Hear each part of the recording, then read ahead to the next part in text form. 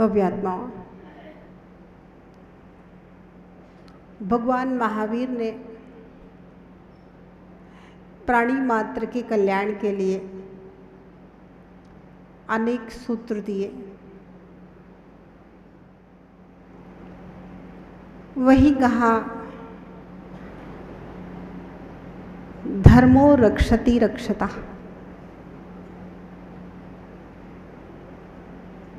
जो धर्म की रक्षा करता है उसकी रक्षा होती है। जो धर्म के लिए अपने कदमों को आगे बढ़ाता है वह मंजिल को प्राप्त करता है। जो धर्म के लिए अपने हाथों को आगे बढ़ाता है उसके हाथ कल्पवृक्ष बन जाते हैं। जो धर्म की राह पर चलता है वह उच्च शिखरों को प्राप्त होता है। जो सत्य के मार्ग में चलता है वह सत्य को प्राप्त होता है। धर्मो रक्षति रक्षता। अगर आप अपनी रक्षा चाहते हैं तो धर्म की रक्षा करो। अगर आप जीवन में ऊंचाइयों को प्राप्त करना चाहते हैं तो धर्म की रक्षा करो। सनातन धर्म है, धर्मो रक्षति रक्षता। धर्म की रक्षा करने वाले की रक्षा होती है। आज का युवा कहता है अपने वृद्ध दादाजी से कि ये तो सब चतुर्थ काल की बातें थी, ये सब सतयुग की बातें थी, वर्तमान में तो कलयुग है। और यहाँ तो धर्म की जो रक्षा करता है वह बहुत दुखी देखा जाता है, परेशान देखा जाता है, दरिद्री देखा जाता है। सत्य के मार्ग पर चलने वाला दर दर की ठोकरें खाते हुए देखा जाता है और अधर्म के पथ पर चलने वाला वैभव के शिखरों पर बैठा हुआ देखा जाता है।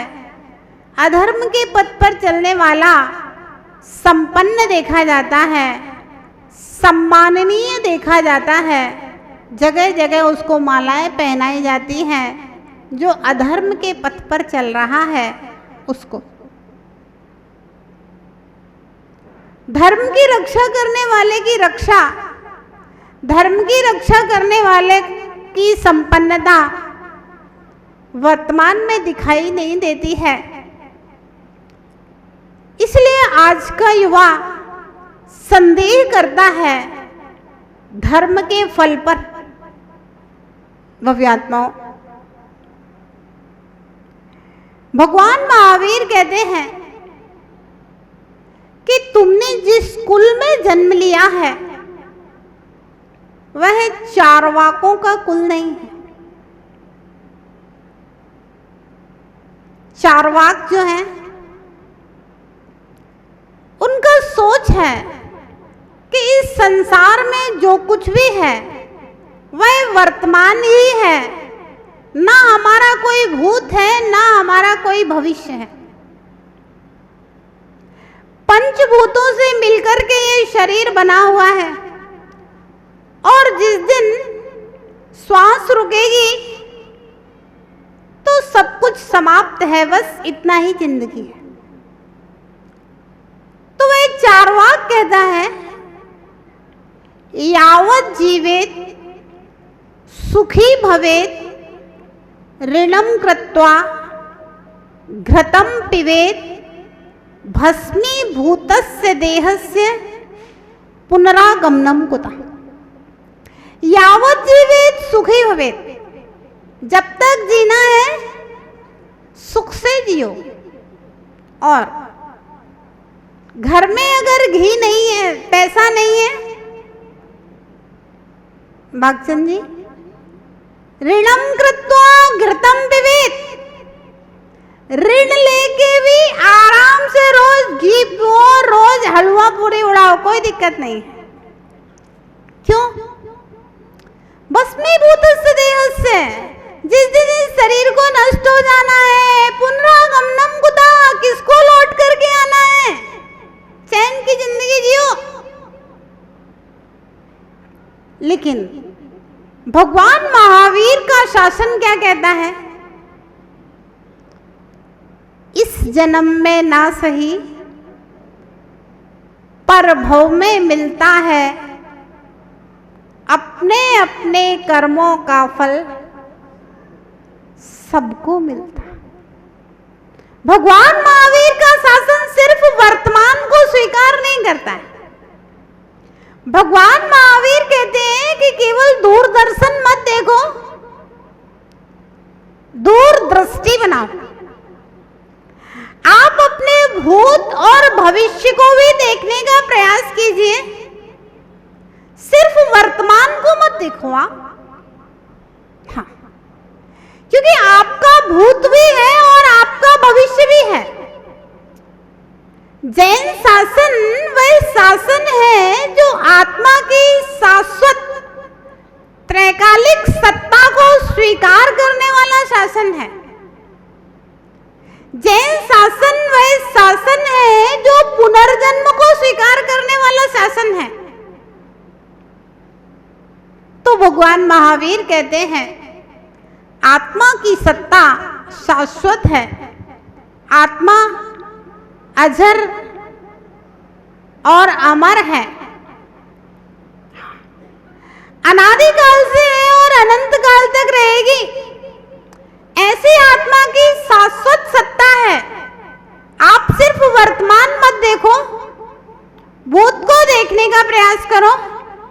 आप सिर्फ वर्तमान नहीं देखो, भविष्य को देखने का भी प्रयास करो। लौकिक क्षेत्र में आप लोग बच्चे को मार मार करके स्कूल पहुंचाते हैं, रो रहा है, गा रहा है, फिर भी पहुंचा रहे हैं। क्यों?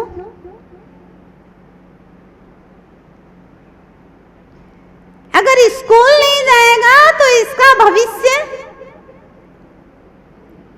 बिगड़ जाएगा।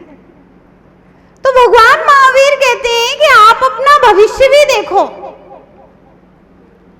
और यदि बच्चा पढ़ने में बिल्कुल गधा है तो उसका भूत भी देखते हैं और कभी इसने कोई पुण्य नहीं किया है।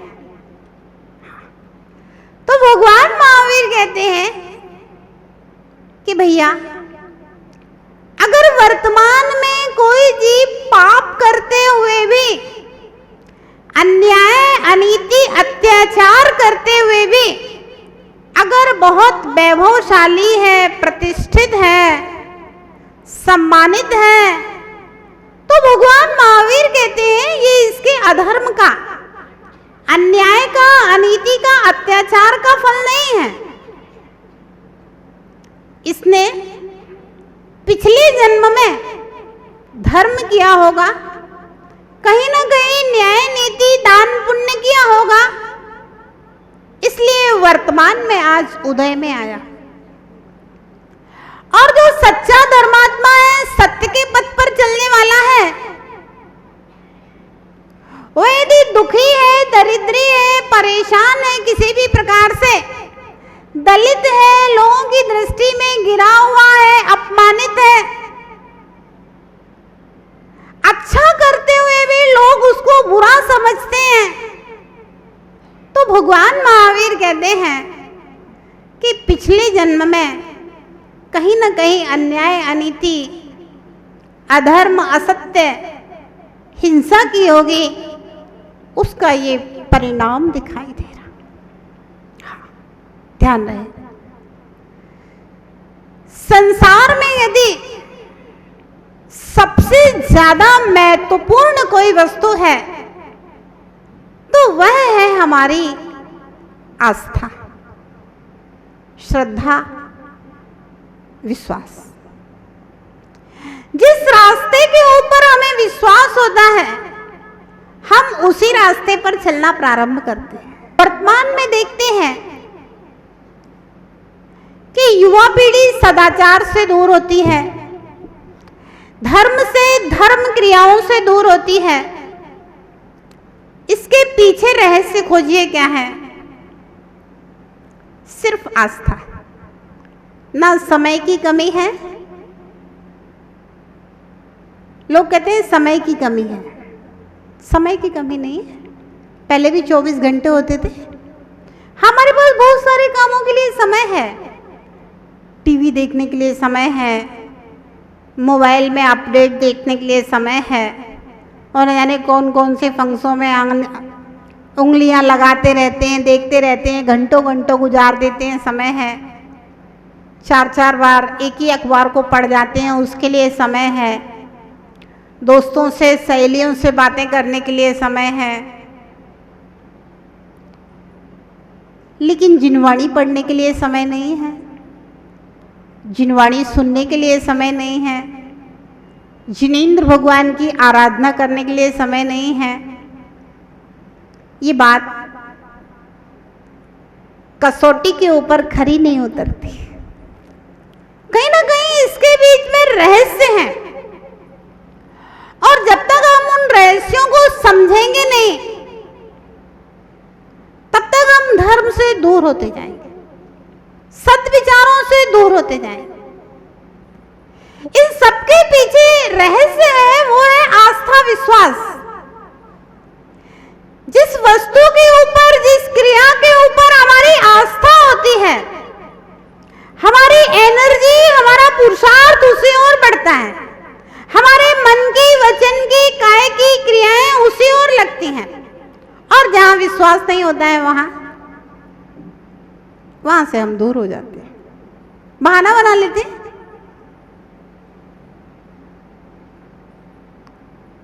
तो भगवान महावीर कहते हैं कि धर्मात्मा दुखी दिख रहा है तो कहीं ना कहीं पिछले जन्म के पाप कर्म का उदय है, और अगर पापी जीव सुखी दिख रहा है तो पिछला कोई ना कोई पुण्य है। जब तक तेरे पुण्य का बीता नहीं करार, तब तक तुझको माफ है, अवगुण करो। हाँ, जब तक पिछला पुण्य चल रहा है, तब तक अवगुण भी करता रहेगा, फिर की उसकी जय और विजय होती रहेगी। और जिस दिन पुण्य कम पड़ जाएगा, तो मालूम चलेगा कि सीधा नीचे सप्तम नरक की ओर गया। सुनते हैं ना आप लोग, बहुत बड़े बड़े नेताओं को भी जेल हो जाती है। जब तक पुण्य का उदय रहता है, तब तक पकड़े नहीं जाते हैं, और जिस दिन पुण्य हल्का पड़ा और पाप भारी हुआ, उसी दिन पकड़े जाएंगे। पता चलेगा जिंदगी भर जेल में सड़ सड़ करके उनकी मृत्यु हो रही। हाँ। तो भगवान महावीर कहते हैं कि किसी भी कीमत पर हमारी आस्था धर्म के प्रति कम नहीं होना चाहिए।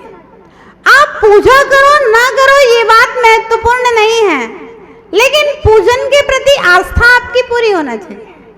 आप जिनवाणी पढ़ो ना पढ़ो, ये बात महत्वपूर्ण नहीं है, जिनवाणी के प्रति आपकी आस्था होना चाहिए। आप गुरु की सेवा करें ना करें, ये बात अलग है, लेकिन सेवा के प्रति आस्था होना चाहिए।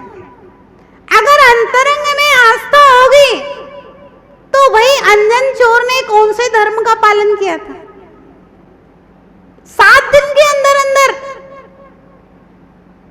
आस्था थी। आप कुछ करें या ना करें, लेकिन आस्था हमारी बहुत गहरी होना चाहिए धर्म के प्रति। धर्मो रक्षति रक्षता, धर्म की रक्षा करेंगे, मेरी रक्षा होगी। मैं दूसरे के लिए धर्म नहीं कर रहा, अपने लिए धर्म कर रहा। अगर धर्मात्मा दुखी भी हो, धर्म करते करते आपके जीवन में संकट आए, परेशानी आए, फिर भी सत्य के मार्ग को मत छोड़ना, क्योंकि जब भी उपलब्धि होगी सत्य के पथ से होती। 2 मित्र थे, एक था नगर सेठ का पुत्र और दूसरा था शहर के सबसे गरीब किसान का पुत्र। दोनों की मित्रता थी, किसान का जो पुत्र था वह प्रतिदिन जिनालय में जाकर प्रातःकाल जिनेंद्र भगवान का अभिषेक पूजन किया करता। समय समय पर गुरुजनों की सेवा किया करता, अपने माता पिता की सेवा करता और खेत में जाकर के दिन भर काम किया करता। फिर भी उसके घर में दरिद्रता का डेरा था। माँ बीमार थी, पिताजी बीमार हो गए। जितना पैसा कमाता था बहुत मुश्किल से घर का खर्चा चलता था और माता पिता की दवाई का खर्चा बड़ी मुश्किल से निकाल पाता। दूसरी ओर था नगर सेठ का पुत्र, शहर का सबसे बड़ा धनवान व्यक्ति का पुत्र। आपको मालूम हो, जितना ज्यादा धन बढ़ता है वैसे ही बच्चों के अंदर व्यसन भी बढ़ जाते हैं। सप्तव्यसनी नगर सेठ का पुत्र रोज जुए के अड्डे पर बैठता, रोज शराब के अड्डे पर बैठता, वेश्याओं के यहाँ जाता, मौका लग जाए तो चोरी भी कर लेता। समझाता था किसान का पुत्र, मित्र इतनी संपत्ति है, सदुपयोग करो, धर्म ध्यान करो, मेरे साथ सुबह सुबह मंदिर चला करो। अरे तुम्हारे भगवान तुम्हारा तो उद्धार कर नहीं पाए और मुझे ले जाके क्या करेगा? क्या दिया है तेरे भगवान ने तुझे आज तक? समझाने लगता था। अरे तू मेरे साथ चल जुआ के अड्डे पर, एक रात में माला माल कर दूंगा। दोनों एक दूसरे को समझाते, लेकिन दोनों अपने आप में दृढ़ थे। न तो धनवान नगर सेठ के पुत्र के ऊपर असर हुआ, न गरीब किसान के पुत्र के ऊपर असर हुआ, लेकिन फिर भी दोनों मिलकर के रहते थे। आश्चर्य है, मिलना किसी से लेकिन अपने स्वभाव को नहीं छोड़ना।